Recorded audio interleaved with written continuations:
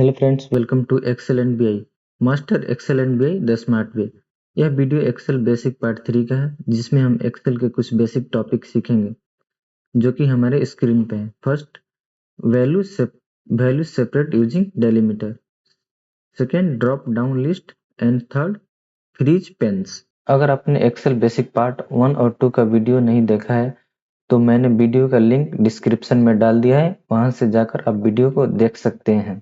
अब चलिए basic Excel part 3 का टॉपिक स्टार्ट करते हैं और आगे बढ़ते हैं। तो चलिए वीडियो को स्टार्ट करते हैं और टॉपिक को एक एक करके समझते हैं। इसके लिए एक्सेल को ओपन करेंगे और हमने पहले से ही डेटा को तैयार करके रखा है।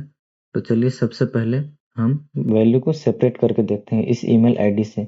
तो चलिए हम इस ईमेल आईडी से इस नेम को फर्स्ट नेम और लास्ट नेम में सेपरेट करके देखते हैं डेलीमीटर का यूज करके। सबसे पहले हम इस डेटा को कॉपी कर लेंगे और दूसरे सेल में पेस्ट कर देंगे। फिर से इस पूरे डेटा को सिलेक्ट करेंगे जहां से ईमेल आईडी है, सिलेक्ट करेंगे। उसके बाद हम डेटा मेन्यू में आएंगे। डेटा मेन्यू में आने के बाद आपको यहाँ एक ऑप्शन दिखेगा डेटा टूल्स ग्रुप के अंदर text to column. Text to column में क्लिक करेंगे। क्लिक करने के बाद इसमें आप डेलीमिटेड पे सिलेक्ट रहने देना है। उसके बाद यहाँ पे नेक्स्ट पे क्लिक करेंगे। नेक्स्ट पे क्लिक करने के बाद आपको डेटा को किस डेलीमीटर से सेपरेट करना है वहां वो डेलीमीटर को इसमें डालेंगे। जैसे कि मुझे सबसे पहले इस ऐड से डेटा को सेपरेट करना है, तो यहाँ पे ऐड को प्रेस करेंगे और नेक्स्ट करेंगे। नेक्स्ट करने के बाद आपको दिखा रहा है यहाँ पे डेटा सेपरेट होने के बाद कैसे दिखेगा। यहाँ पे फिनिश करेंगे। जैसे ही आप फिनिश करेंगे आपका डेटा ऐड डेलीमीटर से सेपरेट हो गया। अभी हमें ये ईमेल आईडी नहीं चाहिए तो इसको हम डिलीट कर देंगे। अभी देख रहे हैं हमारा डेटा सेपरेट हो गया, फिर भी फर्स्ट नेम और लास्ट नेम में नहीं हुआ, बीच में एक और डॉट आ रहा है। तो इसको फिर से सेम प्रोसेस से सेपरेट करेंगे। फिर से पूरा डेटा को सिलेक्ट करेंगे। सिलेक्ट करने के बाद फिर से डेटा टाइप के अंदर टेक्स्ट टू कॉलम में जाएंगे, क्लिक करेंगे, डिलिमिटेड पे सेलेक्ट रहने देंगे, नेक्स्ट करेंगे। अब हम यहाँ डॉट डिलिमिटर का यूज करेंगे। डॉट प्रेस करेंगे। अब आप देख सकते हैं जिस तरह से हमारा डेटा सेपरेट होगा उसका प्रीव्यू दिखा रहा है। यहाँ पर नेक्स्ट करेंगे और फिनिश करेंगे। जैसे ही आप कंप्लीट कर देंगे आपका नेम फर्स्ट नेम और लास्ट नेम में सेपरेट होके चला है। यहाँ पे हम लोग एडिट कर देते हैं कॉलम नेम फर्स्ट नेम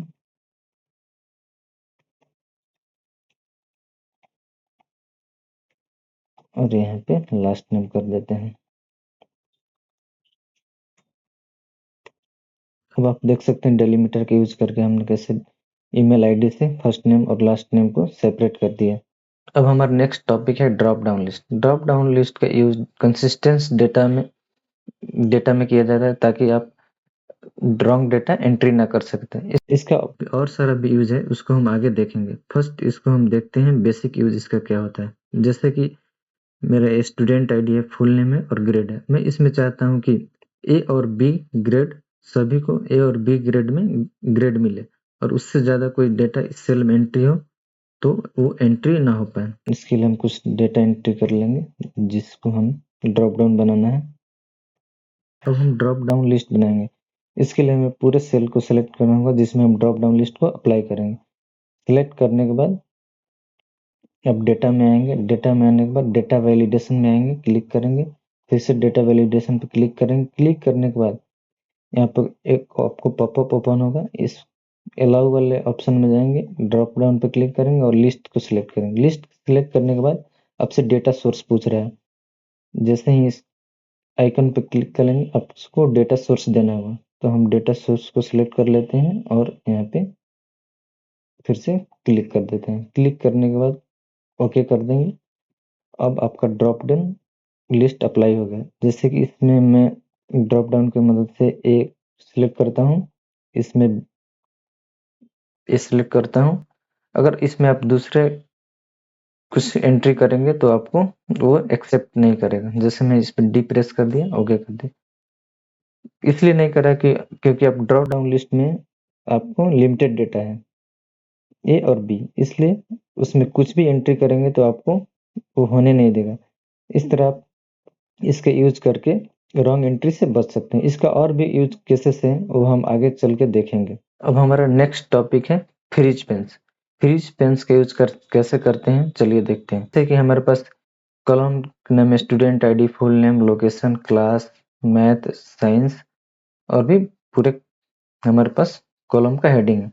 जैसे ही आप इसको स्क्रॉल करेंगे, हमारा हेडिंग ऊपर चला गया और कुछ नहीं दिख रहा है, जिससे हमें पता नहीं चल रहा है कि किस कॉलम में कौन सा डेटा है। इसके लिए हम फ्रीज पेन का यूज करेंगे। जैसे कि मैं यहाँ पे सेल में जाता हूँ स्टूडेंट आईडी के, और यहाँ पे व्यू ऑप्शन में जाएंगे, फ्रीज पेन में जाएंगे और फ्रीज पेन अप्लाई कर देंगे। जैसे ही अप्लाई कर देंगे, उसके बाद स्क्रॉल करेंगे तो आपका स्टूडेंट आईडी, नेम, जो भी कॉलम का हेडिंग है वो आपको शो हो रहा है, जिससे आप डेटा को आसानी से समझ रहे हैं कि इस कॉलम में कौन से कॉलम में कौन सा डेटा है। उसी तरह इस डेटा में अगर राइट की तरफ जाएंगे तो लेफ्ट का पूरा डेटा छुप जा रहा है। जैसे कि मुझे स्टूडेंट आईडी को दिखाना है, वो नहीं छुपे, तो इसके लिए उसके बगल वाले फुल नेम वाले कॉलम में क्लिक करेंगे, फिर से फ्रीज पेन में जाएंगे और कॉलम को फ्रीज कर देंगे। इससे क्या होगा कि हमारा स्टूडेंट आईडी कितना भी राइट जाए, हमारा स्टूडेंट आईडी हमेशा शो होगा। फ्रेंड्स, आज के इस वीडियो में हमने डेलीमीटर का यूज करके वैल्यू को सेपरेट करना सीखा, फ्रीज पेन्स का यूज करना सीखा और ड्रॉप डाउन लिस्ट बनाना सीखा। उम्मीद है कि आपको यह वीडियो अच्छे से समझ में आ गया होगा। अगर आपको यह वीडियो हेल्पफुल लगा हो तो लाइक, कमेंट और सब्सक्राइब जरूर करें। अगले वीडियो में हम एक्सेल बेसिक पार्ट 4 को सीखेंगे। Thank you for watching.